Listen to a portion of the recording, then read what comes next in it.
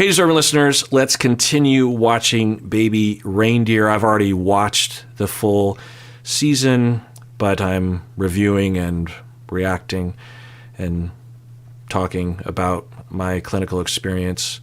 Let's watch. Then came her emails, around 80 a day continuing long into the night. Her address, a random series of numbers and letters like spam, but the writing, exactly like she spoke, unhesitating, unfiltered. Yeah, again, depicted well. It's not the typical stalking that you will hear about or see in depictions. It's just email. What's the big deal? It's just her coming into the bar. She hasn't made any threats. What's the big deal? Well, when someone does something like this, there's a pressure that you'll feel, even though it's not overt. And the pressure is this individual feels like it's okay to do this. And they are assuming, there's an assumption that you feel when you're a target that you're like, wait, so she's assuming that we have that kind of relationship and that we're already dating or we're in some sort of relationship. What is the assumption that's going? One of the things that we bank on for our own navigation of our life, but also just our own sense of safety in the world, is being able to predict how other people think, generally speaking. And usually that will pan out on the big questions. Like if you are interacting with someone as a bartender and there's a customer, you would assume that that individual wouldn't develop a delusion that you are involved sexually or romantically, because there's been no discussion of that, no indication of that. You've only seen each other in that context. So when someone breaks from that and shows evidence that they have no adherence to those normal ways of thinking, then all bets are off. And you start to wonder, well, what else are they thinking and what other impulses or urges do they have that are divergent from my assumptions of how other people should be working? And that's where the fear sets in. And that's something that unless you've been through it, like I have, then you won't necessarily be able to feel it the way that it feels in the moment. Because from the outside, you might be like, well, it's just emails, just filter them, delete them, what's the big deal? But when someone exhibits this level of divergence from the norm, from predictable behavior, and they have so much energy toward you, they are in love with you, they're infatuated with you. You know what that does to people.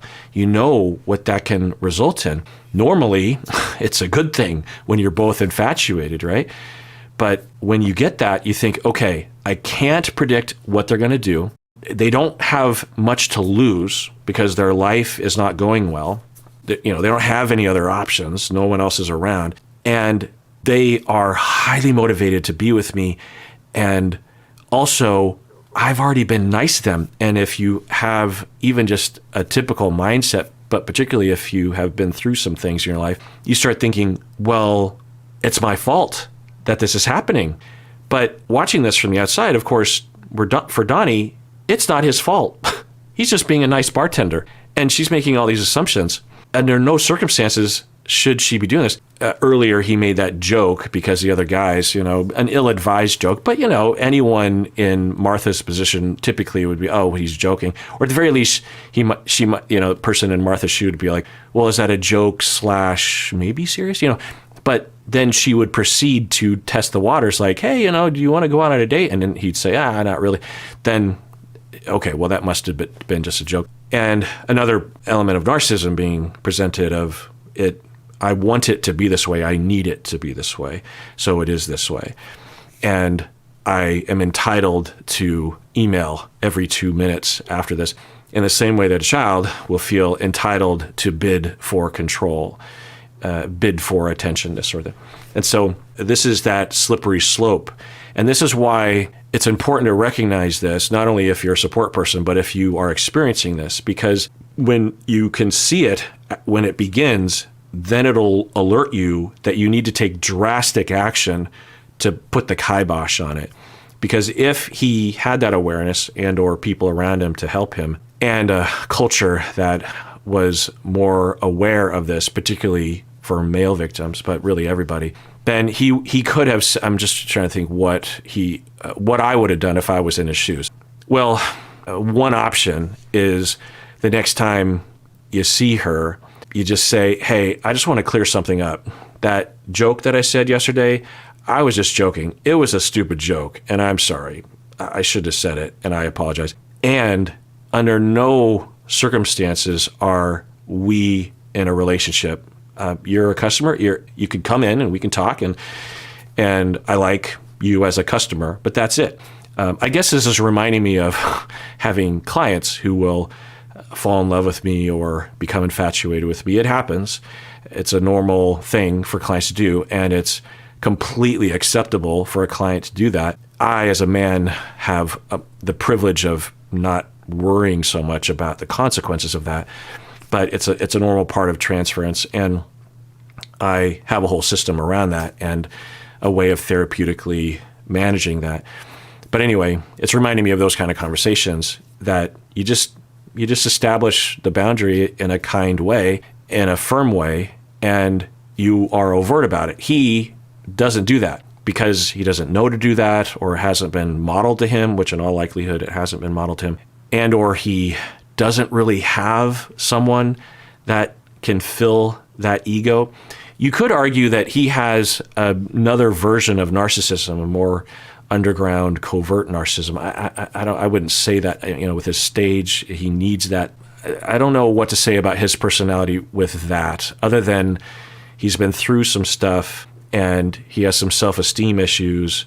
I mean, you could argue that his continually going back on stage when things aren't going well there's something replaying there, right?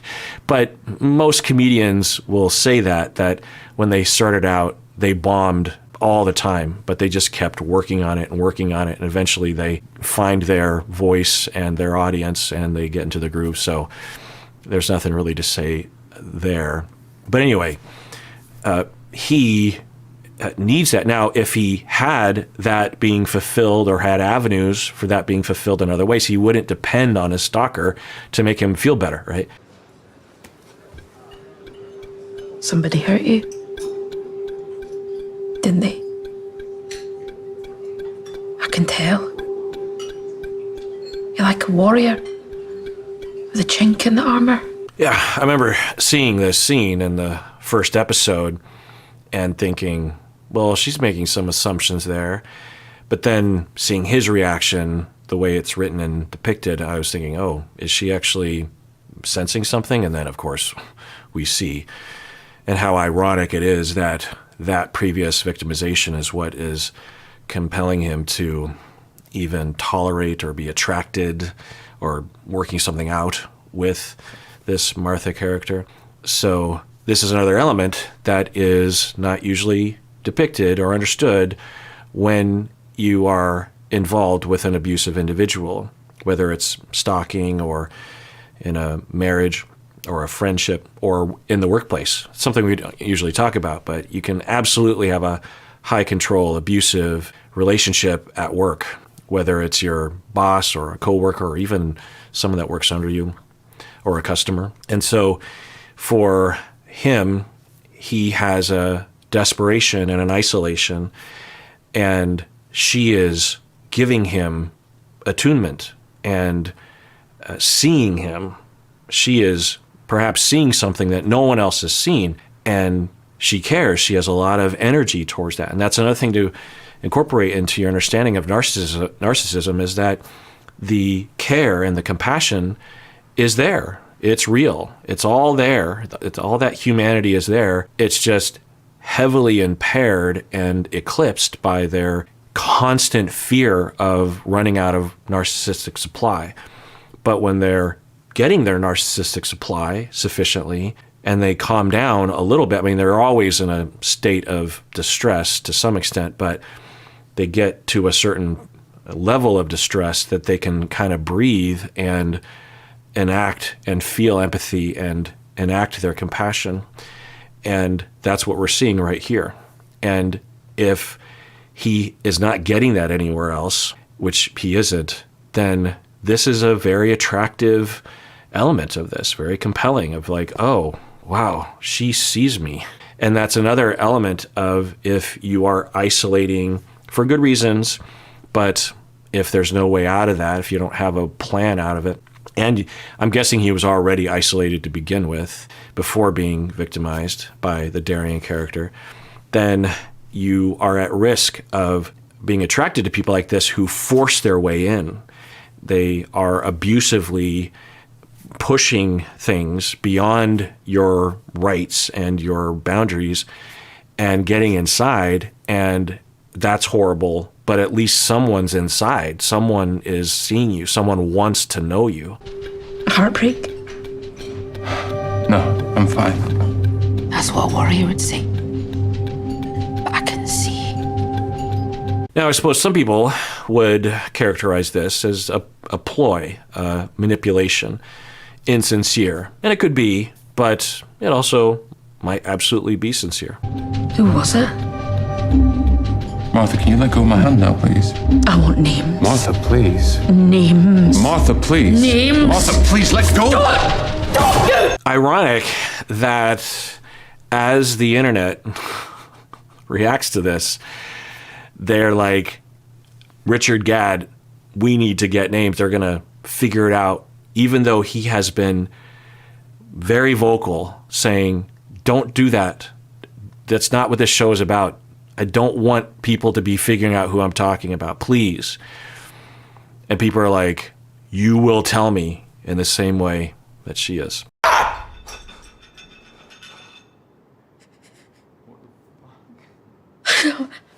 What's happening for her emotionally? One, I think she was on the edge of feeling rejected because he just got done saying to her, look, we're not romantic or sexual. And she's like, well, can we be friends? And he's like, okay. So they go to coffee. So she's already teetering, right? Because she's losing the fantasy that she was living in for a long period. And she's hurt and desperate. And she might have had a genuine moment of compassion. And so she's reaching out and she cares. And then because of his natural reaction to that, she's like, oh my God, one, like this is a lot and I'm not ready to talk about this. And this is invasive. So he's pulling away. It's even more hurt and more indication that maybe they're not even really friends, you know? So it's going to be very hurtful to her. And so then she's going to go on the attack and she's going to get angry and desperate. That's very well depicted here. There's a massive desperation to narcissism. It is a very unpleasant experience. They are in constant pain and distress. They're just at different levels of it. And she depicts this very well. The writing depicts this very well.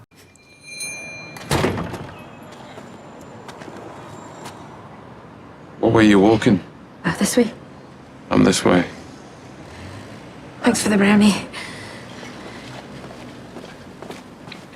So if I remember right, she just goes back to the fantasy, and we saw on her face the suffering that is the... Let's rewind that. Is everything all right here? Yeah, we're fine. We're fine, honest. Okay. So that is what's always going on underneath the narcissistic veil. The defensive structure is there to temporarily and meagerly protect the narcissistic person from that. That is that inner child that was left alone and made to feel worthless. That is utter annihilating pain and nothingness. I've been using terms like low self-esteem or feeling inferior. People at high ends of narcissism, which this depicts well, they don't have low self-esteem. They have no self-esteem. They are nothing. And when you feel like you're nothing, it is the most terrifying experience a human can have. And I've seen people fall into that hole, that abyss. When you have low self-esteem, at the very least, you know that you exist in the world. You're there. You're here. There can be a tenuous connection to that knowledge and that realization and that feeling. But at least you know you exist enough to have low self-esteem. For people that have been treated in a certain way when they're 0 to 2, in particular 0 to 3, they don't think they exist baseline. And that's how we enter the world. When we enter the world, when we're born, we don't have the cognitive ability to differentiate between ourselves and other people. And of course, we can't mentalize. We don't have the ability to know that other people even have other minds or other feelings. And we can't certainly can't conceive of like an outside world that's outside of our perceptual awareness. And we don't have a concept of me and you and this and that and future and past. We're just like in this sea of undifferentiation, and everything is just, perceptually floating in front of our eyes, and we are them and they are us. And slowly we start to differentiate and say, okay, oh, you're you and I'm me, and dad is dad and mom is mom, and that's the dog, and I'm having this feeling. It's a slow progression, but that is developed through interaction and attunement and emotion and love and warmth through examples. We are given this playground of emotion to figure that out. And if you aren't given that, then you emerge into later childhood and for the rest of your life, basically, in some ways, still stuck in that undifferentiated state when you were first entering the world, where there's no establishment of me versus you. There's no establishment of you, and there's no establishment of me. There's no me, there's no you, and it's hard to explain. And when people are stuck in that, or looking into the abyss or falling into the abyss, they'll have ways of describing it, like they're empty, like they're nothing, like it's a darkness. It's not actually dark, but it feels like a darkness that they're falling into, a nothingness, just complete annihilation of the self. That's how they feel all the time. And that's what they're running from. And so if they prop up this superior, awesome fantasy in their heads and in other people's minds, then at least that's a proxy for a self, for existing in the world. What way are you walking? This way. I'm this way. Thanks for the brownie. And if I remember right, she very quickly is able to resort to the defensive structure by becoming exaggeratory again and having the fantasy that they are in love and they're having sex and it's all back to the way it used to be. And then she, I think, starts to email him immediately again.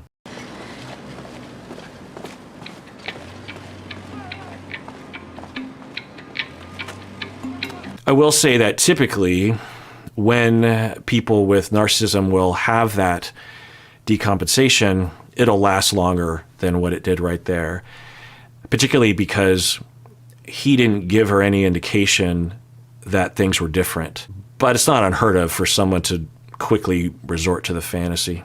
I'd want to know what people were thinking, rather than just guessing all the time. What? Are you worried people think bad of you or something? No. I'm worried they don't think about me at all. Yeah, so another very insightful line that he wrote in to the script from his own experiences, presumably. And yeah, it's two sides of the same coin to some extent for the two of them, that she deals with that feeling by running towards superiority and taking up too much space, demanding attention. He runs from that feeling by going on stage to some extent to be noticed and seen. It's like, well, you have to know I exist if I'm on stage. Well, at least if I'm bombing on stage, I exist because I'm at least bombing. I'm getting some kind of reaction. Also, it leads him to be susceptible to someone like her, and it means that he's not likely to extend himself and show how he's feeling, so other people will be alerted to it, which that theme is throughout until the very end when he finally does cross that line and takes some risks, particularly with his parents, a very touching scene. Can't say it's an impulse I've had very often, no.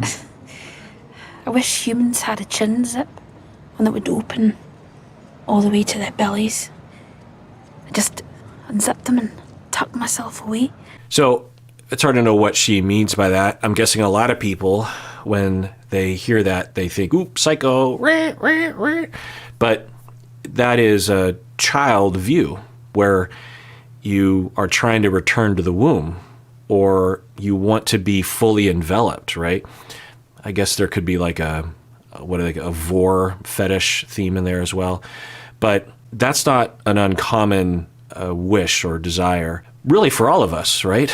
To just surrender ourselves in the way that we were surrendering ourselves to our caregivers when we were very, very young, infantile, pre-verbal, pre-memory, and just having someone protect us and hold us and feed us and be there for us. And we fall asleep looking into their eyes, and we wake up looking into their eyes, and everything we do, they're just looking at us. That's what all of us need when we're young. We probably evolved to need that and crave it and thrive within it.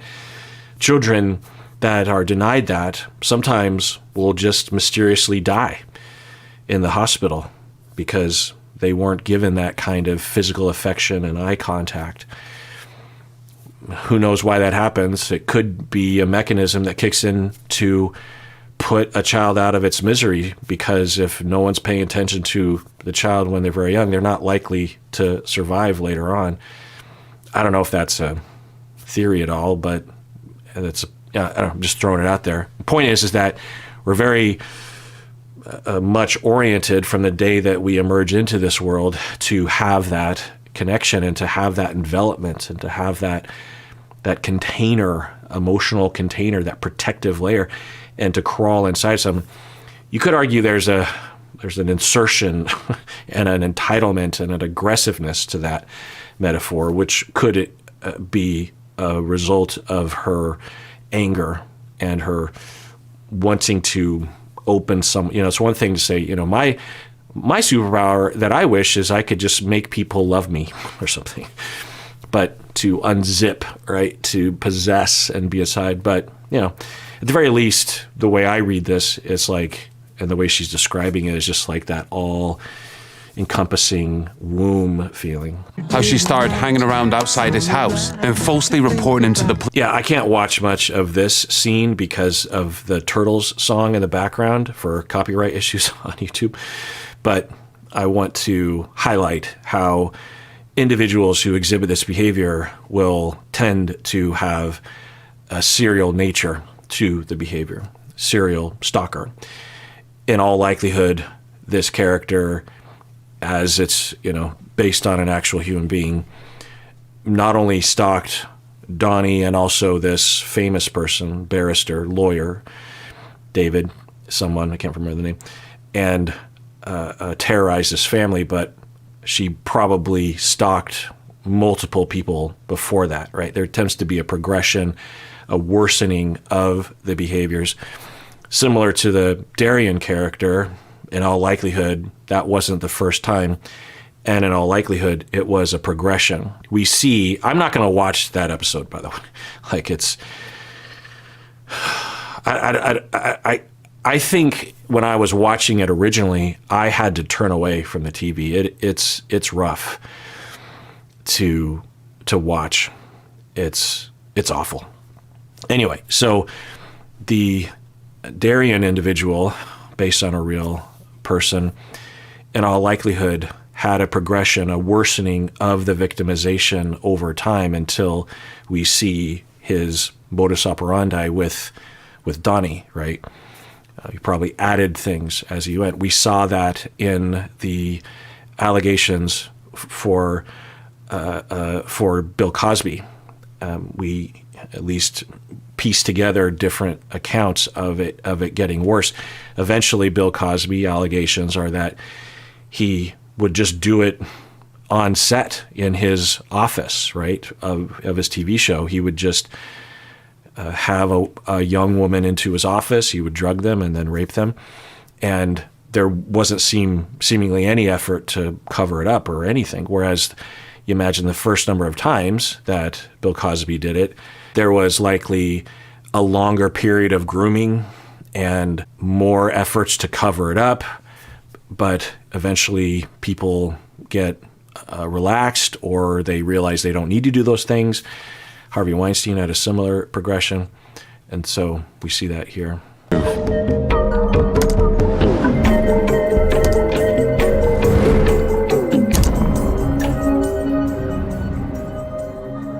Interesting. I didn't catch it the first time watching this. We know what happens here because there's a flashback, right? He's in that outfit that he would wear. And there's the Darien character. Interesting. We've met 6 times now. All you seem to do is crack a bunch of jokes, then leave early. A girl should be insulted, but I hate that it intrigues me. Well, I like to take it slow. I'm a gentleman in that respect. You never walk me to the tube. You never tell me about your life. And the Terry character is wonderful. Just wonderfully written, wonderfully acted, wonderfully directed. A very believable story arc. The writer, Richard Gadd, maybe because he's bootstrapped to a real life story. You know, he can't just write something ridiculous and cartoonish because it didn't happen to him, right? So he is writing a character that feels believable. And so often when I'm watching TV and movies, I will be pulled out of it by a character that is ridiculous. In fact, the 2 characters that I'm not a fan of, if there's any criticism to the show, are his 2 buddies at work at the bar who are total D-bags. And do those people exist? Yeah, unfortunately. But the way they're written, it feels a little unrealistic.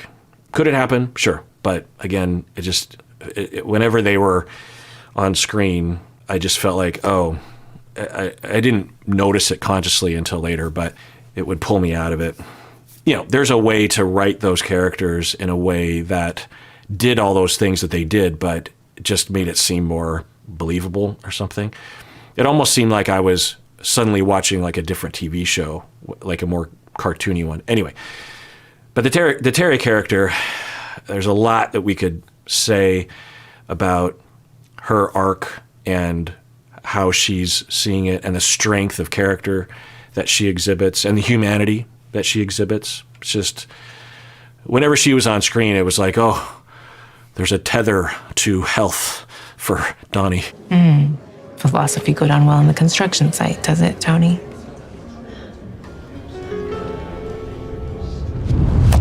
I met Terry by signing up to a trans dating website.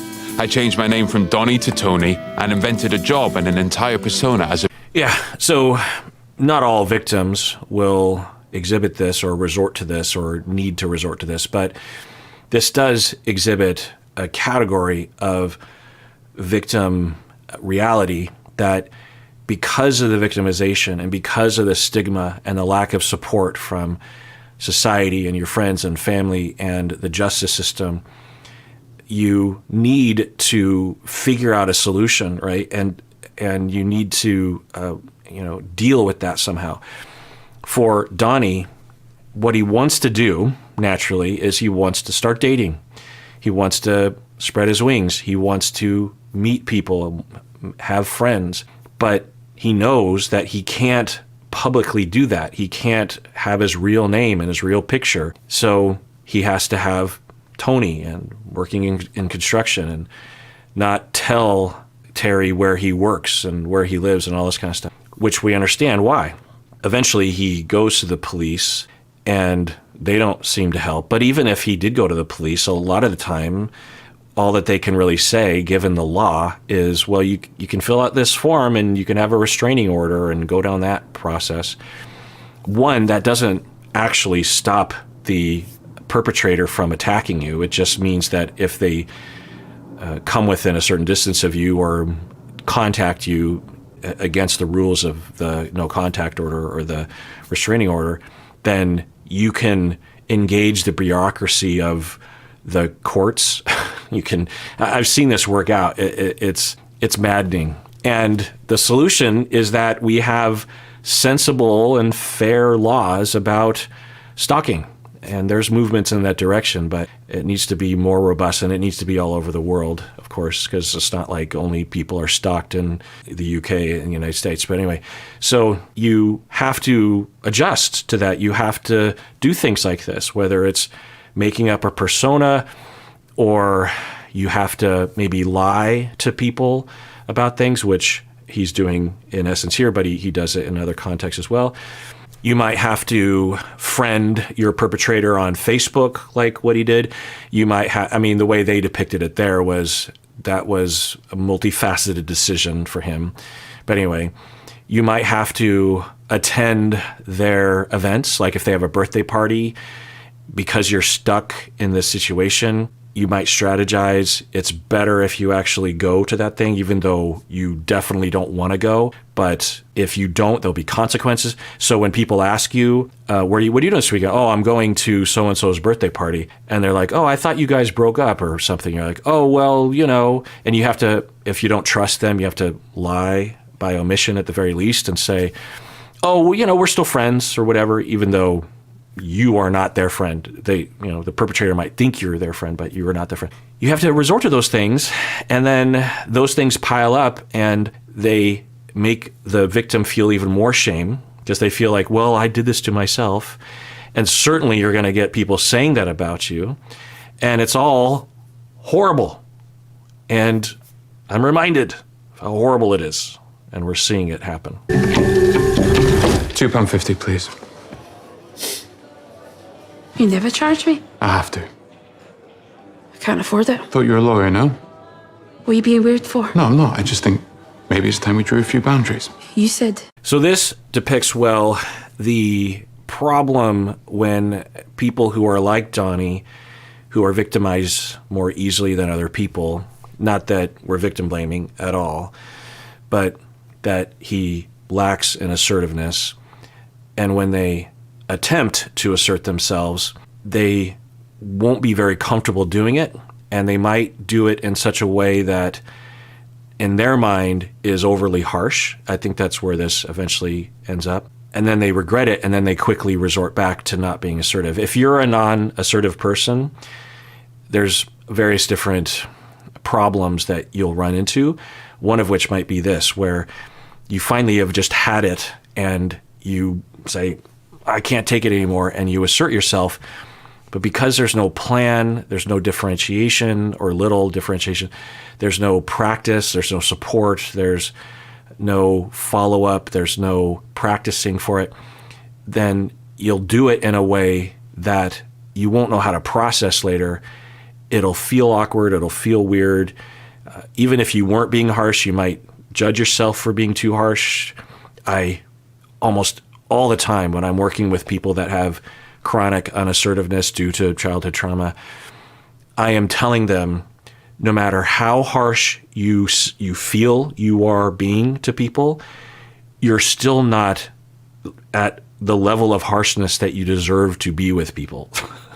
No matter how mean you feel you are, you're still being too nice to people. And I drill that into them because a common defense against moving towards assertiveness is this notion of shame of being mean to people. I don't know, I just feel like I'm being mean.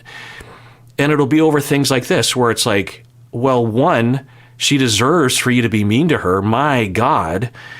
But even so, it's not mean to create a boundary with a stalker who has been invasive and entitled and making assumptions and is ruining your life and making you go online and lie about who you are. You're falling in love with someone, Terry, and you had to lie about your name.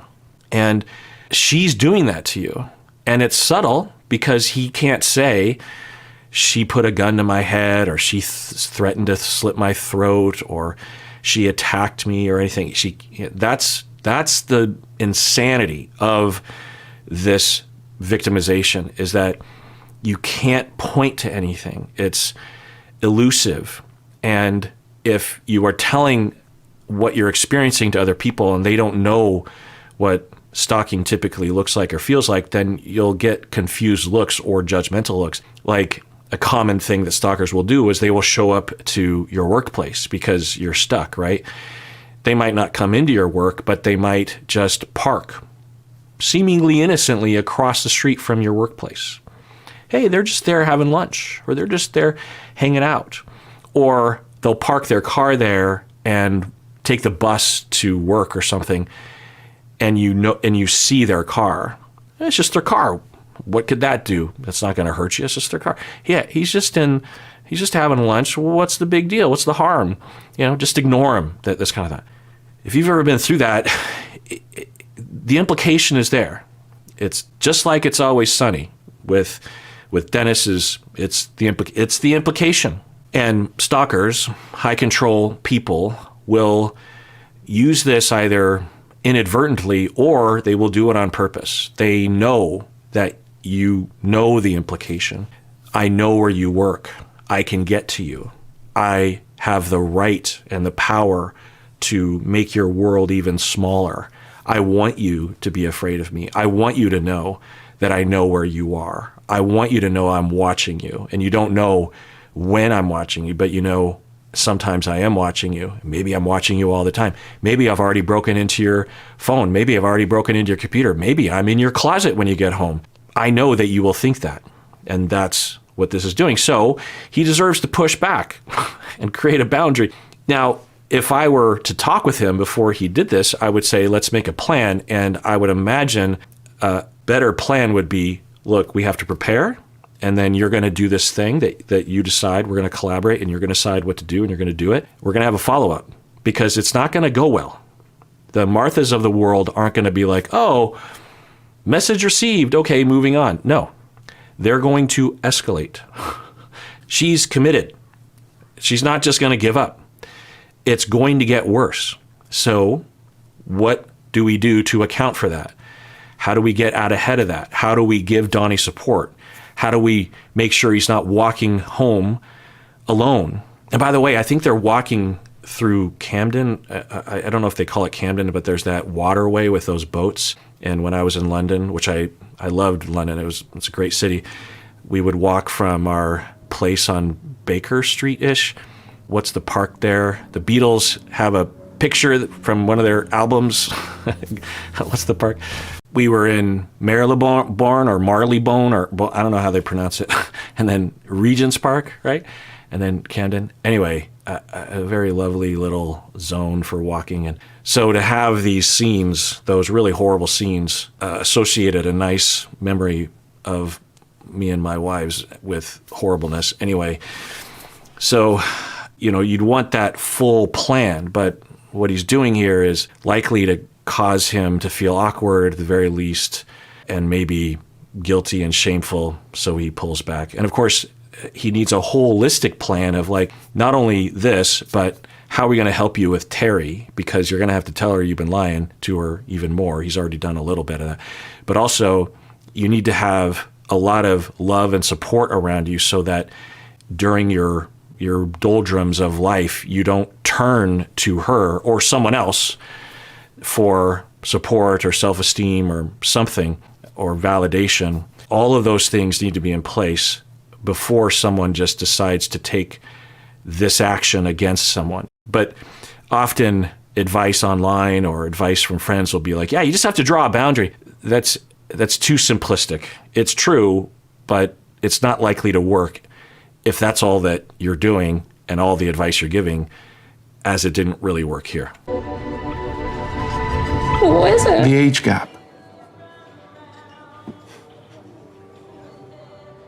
But there's not that much of an age gap.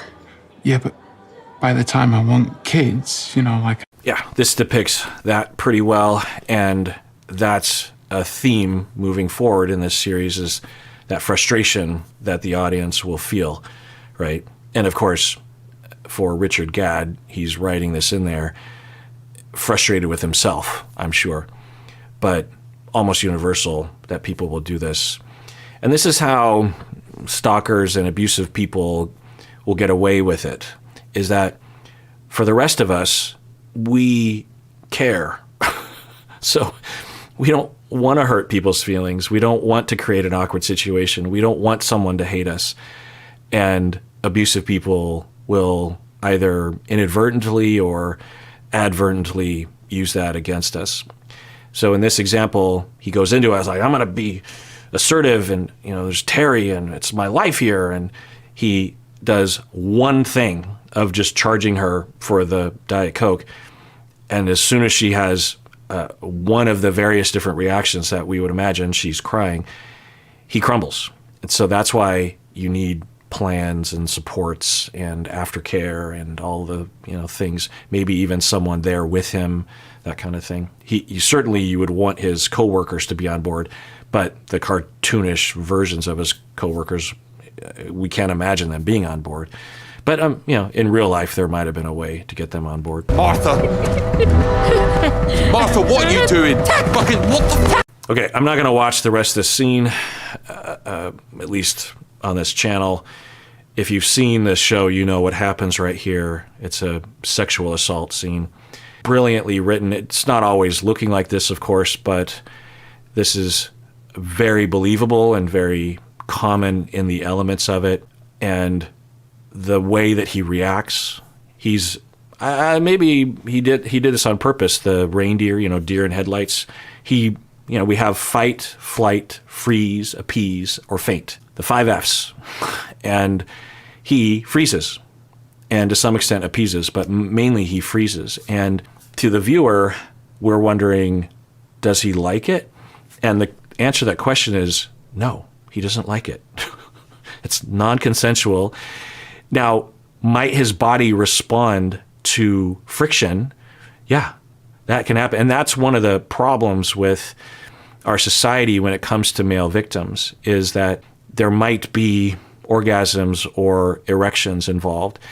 And you're like, well, not you, but people will be like, well, how could that possibly be a rape if that happened? And friction is friction.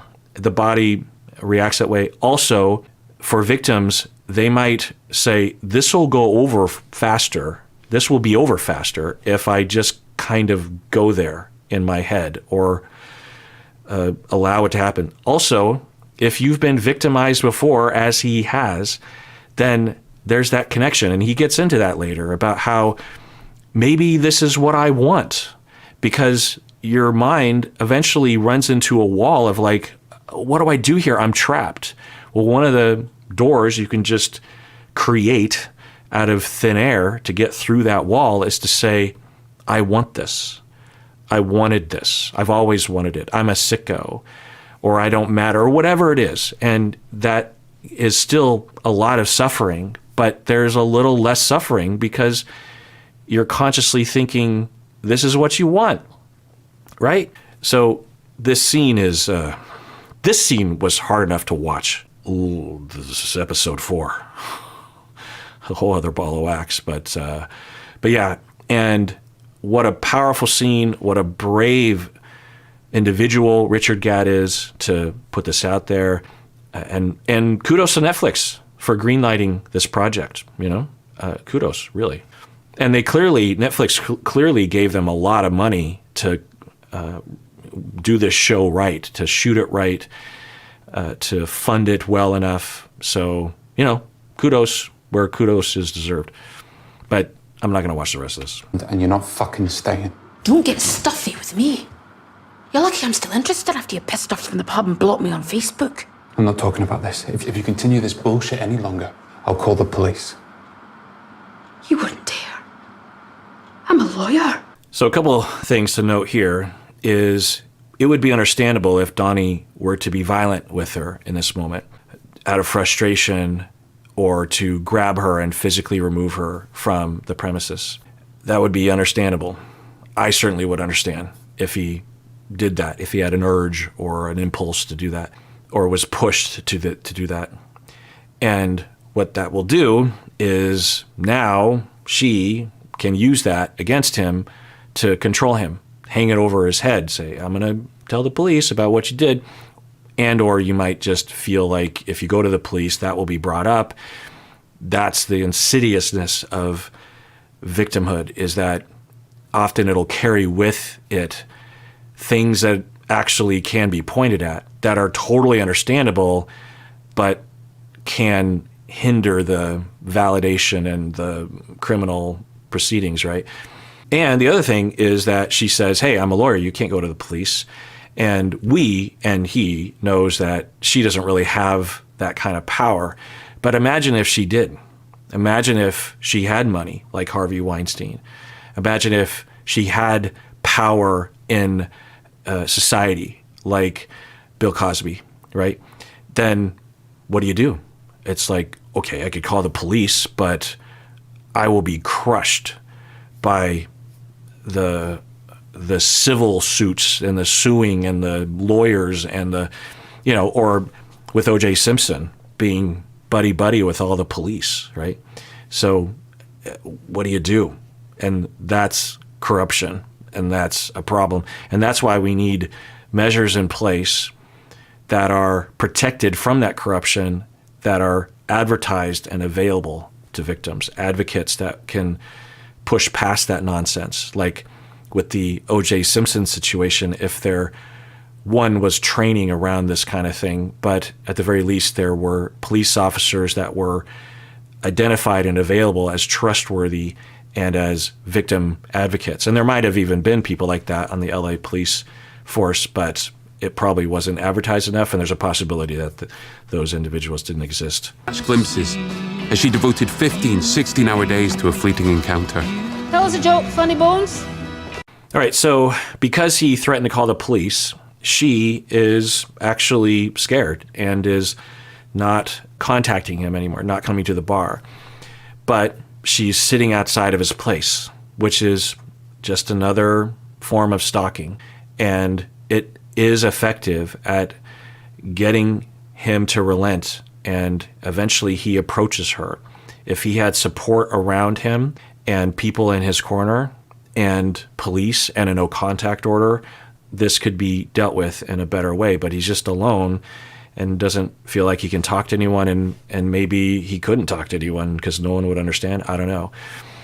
And when we have this depiction, it's very nuanced, because on one hand, you could say she's doing this to manipulate him, which is possible, but it's also clear that she's suffering. Eventually, she's just sitting there for 16 hours a day, staring into the void, and what is likely happening, it's a fictional depiction, but if this were happening in real life, is that decompensation that I was talking about earlier for the narcissistic individual, where the floor falls out from underneath them and they fall into the abyss of nothingness.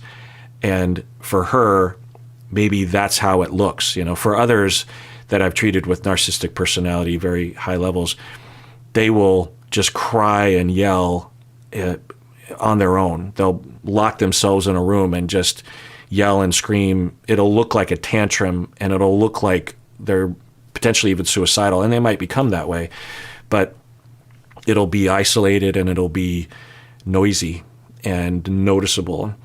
What her version of decompensation, when the defensive structure can no longer be relied upon because she has to face the reality, and she's reminded of the police being involved in the previous stalking because she was likely in the same state of mind, the same state of fantasy.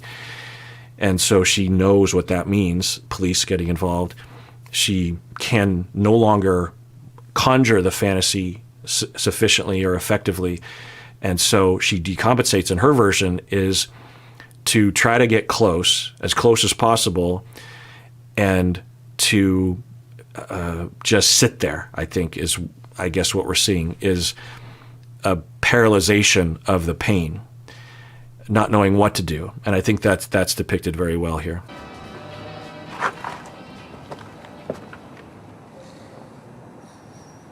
Jesus Christ, Martha, how long have you been sitting out here for? And it's such a nuanced portrayal. I don't know if we've ever seen a portrayal, even close. Maybe it's out there. I haven't seen everything.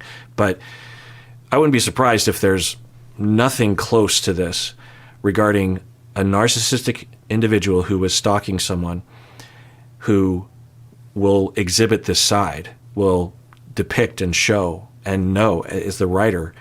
I'm curious as to what he saw in real life that gave him the inspiration to write this bit. Maybe it was literally just this.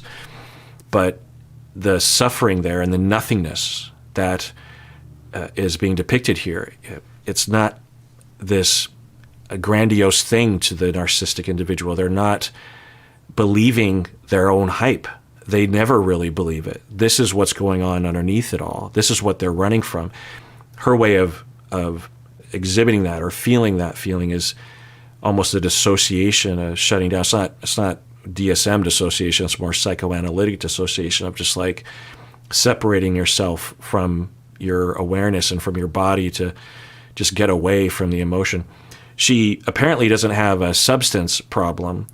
She doesn't turn to alcohol or other substances to escape, which would be a typical way of responding. But her way is just desperately get close and maybe have some fantasy of like, well, at least I know he's there, and I can fantasize that maybe we're kind of involved with each other, but I know I can't get close because he's going to call the police, and I know what happens there because I've been to prison, because I think she, the character went to prison earlier.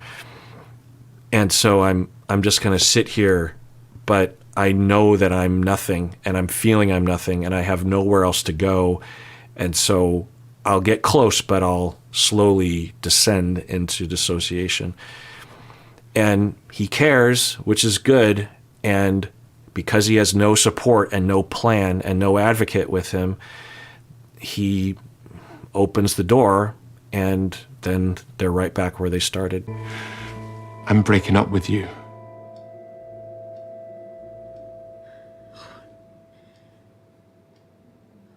Oh no.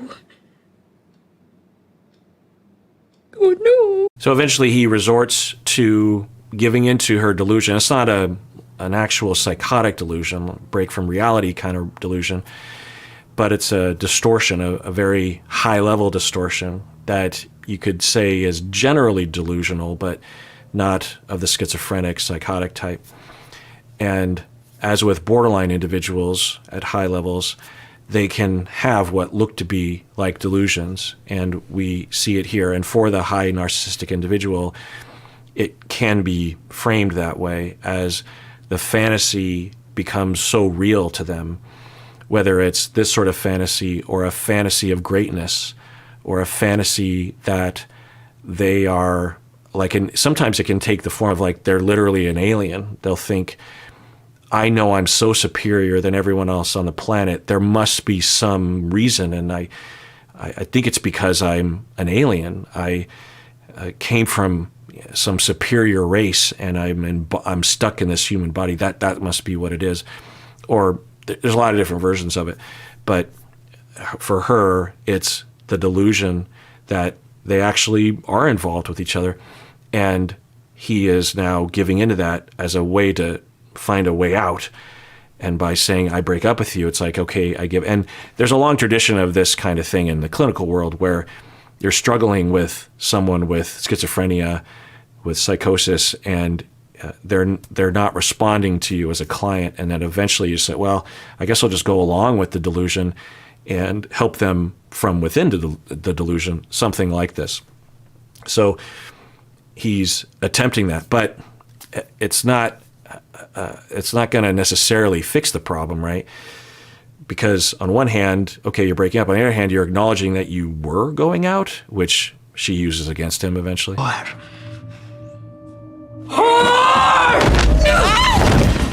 Fucking whore! You're not. So when I saw this, I, one, was terrified that someone was going to get seriously hurt or die.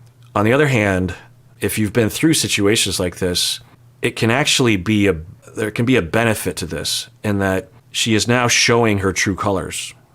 It's now real, it's violent, it's life-threatening. And you now can hold this up as evidence, real evidence that she's dangerous. Before, it was a lot of emails and, questionable implications. Now it's real. And you can use that as a lever.